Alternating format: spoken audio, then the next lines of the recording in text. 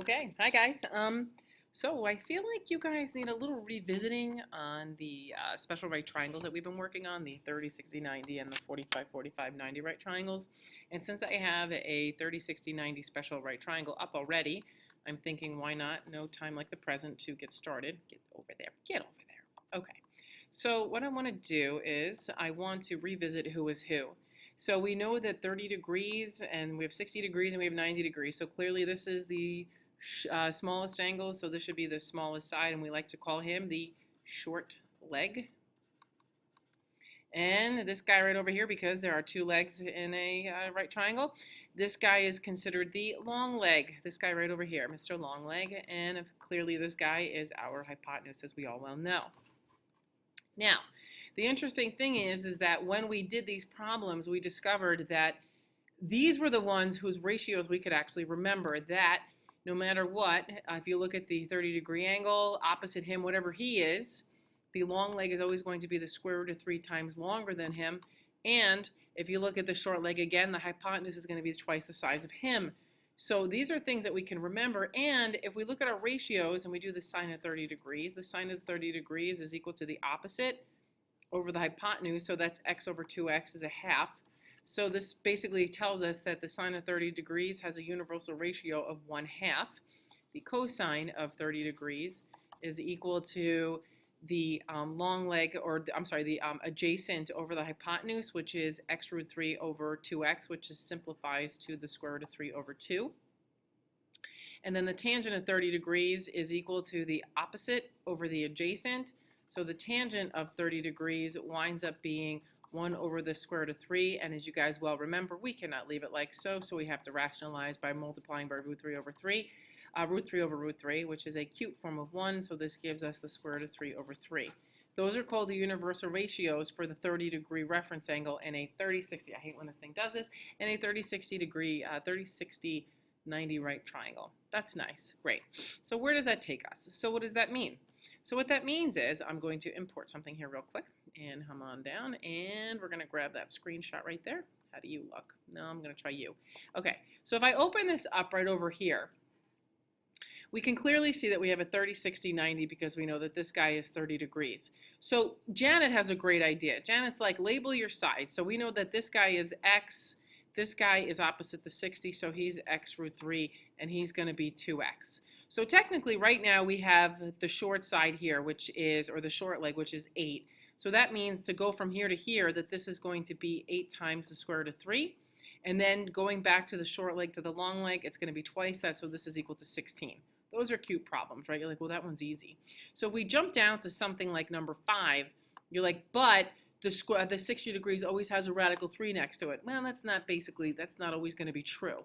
However, what we do know is that this is equal to x times the square root of 3 because we know in the ratios for our 30, 60, 90 right triangles opposite the 60-degree angle always has x root 3. So we have to figure out what number times the square root of 3 is going to give us 12. Okay, that's what we're trying to find, that x, which is this guy right over here. So there's two ways you can think about it. You can look at it as a cute little equation, and you can solve this out, which I'm going to go over here and do because we have some space here. So we have 12 is equal to x times the square root of 3, and if we want to solve, we have to divide by the square root of 3. So those cancel, and we get x is equal to 12 over the square root of 3, which you guys well know we cannot leave as is, so we have to rationalize. So I'm going to come on over here and rationalize, and I have to do the square root of 3 over the square root of 3 times 12 over the square root of 3. And if I multiply across, I get 12 root 3. And root 3 times root 3 is simply 3. And yes, you can simplify that to a 4 radical 3. So this is equal to 4 radical 3, and that's your x. And we know that this, whatever this little guy is across the 30 degrees, the hypotenuse is always twice that. So that means we're doing 2 times 4 times the square root of 3. So 2 times 4 is 8, so this is 8 radical 3. If we go over here to number 6, if I were you, I would hit pause. I would hit pause right now and try to figure that out myself. La la la la la la la la la. Okay, if you did it and you hit pause and you came back to me, you would recognize that this is be equal to x radical 3. Now, as I said before, Janet likes to set it equal like this, that you know that this, we have to figure out what number times the square root of 3 is going to give us 8. Now, to me, I look at it as a couple of things. When you have a 30, 60, 90, right, we know that this is the short leg and that's the long leg. So to go from the short leg to the long leg, we multiply times the square root of 3. So to go from the long leg back to the short leg, we divide by the square root of 3, which is technically what we're doing over here, because if I do 8 equals x radical 3 and divide both sides by root 3, I get x is equal to 8 over radical 3, which I clearly have to rationalize, right? Rationalize. So this should be 8 radical 3 over 3. So that's what x is equal to. And now we know that whatever the short side is, the hypotenuse is twice as long as that. So this is getting multiplied by 2. Now, if this is getting multiplied by 2, please know that the only thing that's getting multiplied by 2 is this guy, because 2 is the same thing as 2 over 1. So that gives us 16 root 3 over 3. Okay?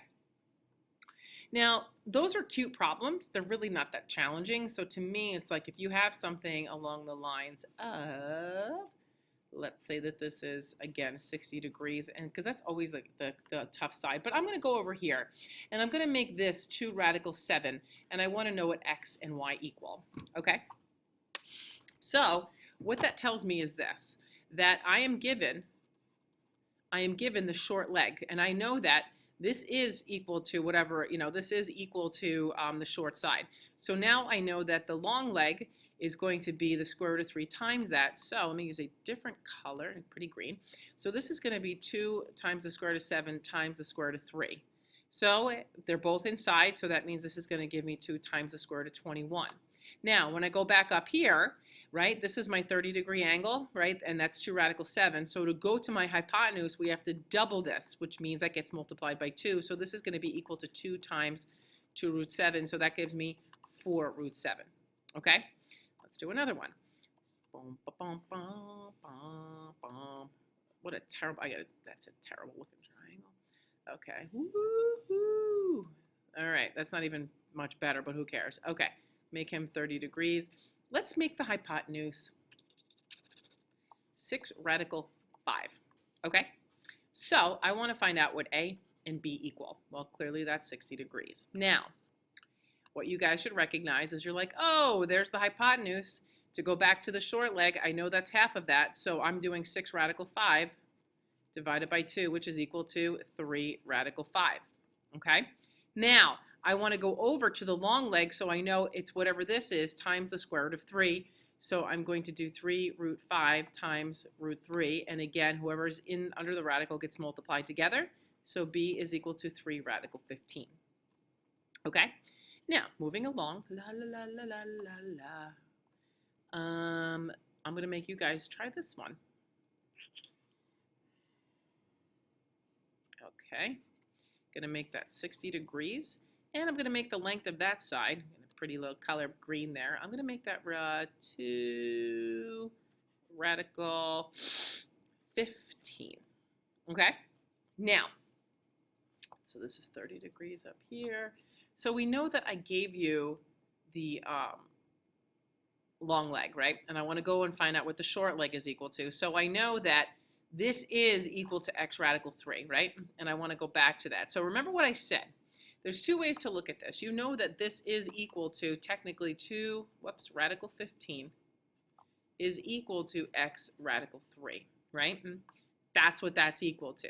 So we can go ahead and find out what x is, because that x is going to tell me what my little short side is, right? Because, and if you think about it, whatever this side is, if I want to go back to my short leg, I have to divide by radical 3, because to go from the short leg to the long leg, we multiply by radical 3. So technically what we're doing here in the equation is exactly what I'm saying. So, and if I divide by both of those like this, what you should recognize, ooh, they're both under the radical, and they come out to a delicious number called 2 radical 5, and that equals x, which is the length of the short leg. So that's 2 radical 5.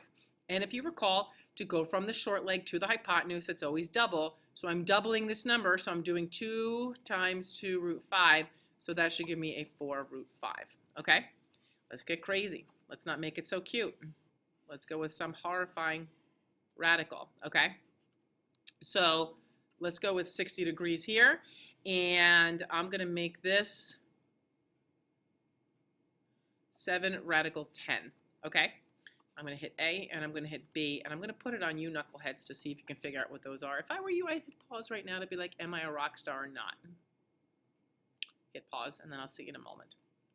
Okay, well, I'm back. I haven't gone anywhere.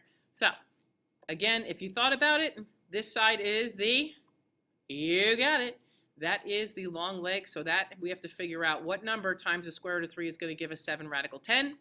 So we are going to divide both sides by radical 3. So we have 7 radical 10 is equal, divided by radical 3 is equal to x. So again, we have to do that crazy rationalizing thing, right? 7 radical 3 over radical 3. Again, this is a cute little form of 1. Multiplying across up top gives us 7 radical 30. And then root 3 times root 3 should be 3. And that's what is equal to x, which is my little leg here, my short leg. So this is equal to 7 radical 30 over 3. So now you should be asking yourself, can I simplify the square root of 30? And the question is are there any factors of 30 where there's a perfect square? And the answer is no, there isn't. So over here, again, we have the short leg. So now we want to go to the hypotenuse. And again, that's right, it's double. So we're going to multiply this by 2. And if you recall, where's my pen? Come on. And if you recall, this guy right over here, I'm multiplying him by 2. So therefore, this is going to be, and by the way, my pen just died. It's going to be 14 square root of 3 divided by 3. Okay? Wow, this thing just, oh, there it goes. Okay. I thought I lost it for a second. That was not going to be fun. Because remember, when you're doing this, you're always doubling the 7, whatever's upstairs, and that's it. Okay? I'm going to hit pause right now because I want to pull up a 45, 45, 90. Be right back. Okay, so we're back, and as you can see, I put the 45, 45, 90s in there, and if you recall, whatever the two legs are, because they are equal, the hypotenuse is the square root of 2 times bigger than that. So for something like, come on, this thing is acting up, okay. So for something like this, if this is 8, this is going to be 8 square root of 2. Same thing over here, if this is 14, well, so is he. Hypotenuse is 14 times the square root of 2. So now when we get over to something like number 6, okay, and we start looking at something like number 6, what happens is that this is basically the hypotenuse, and now we have to figure out what the length of the leg is. So this is basically saying that, and I think, yeah, my battery's equals. So we're basically saying that we have to figure out that this is 10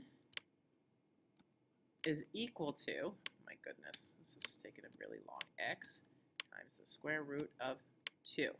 So we have to figure out what number times x is equal to, what number times the square root of 2 is going to give us 10. So we would divide both sides by radical 2, and if we divide both sides by radical 2, that was gross, divided by radical 2, we would have to rationalize that, and as you can well tell, that this thing does not feel like functioning anymore. So if I radicalize that, if I use the, yeah, I have to charge that. Anyway, so if we rationalize that, then we wind up with this being 5 root 2, okay? So remember, whatever these two legs are, right, you multiply by the square root of 2 to get to the hypotenuse. If I give you the hypotenuse, you want to go back to the leg, you divide by the square root of 2, and that's, yes, going to involve a little rationalization. So with that said, I hope this was helpful. I know that it got butchered near the end, but this is something we'll have to live with. So I hope that helped.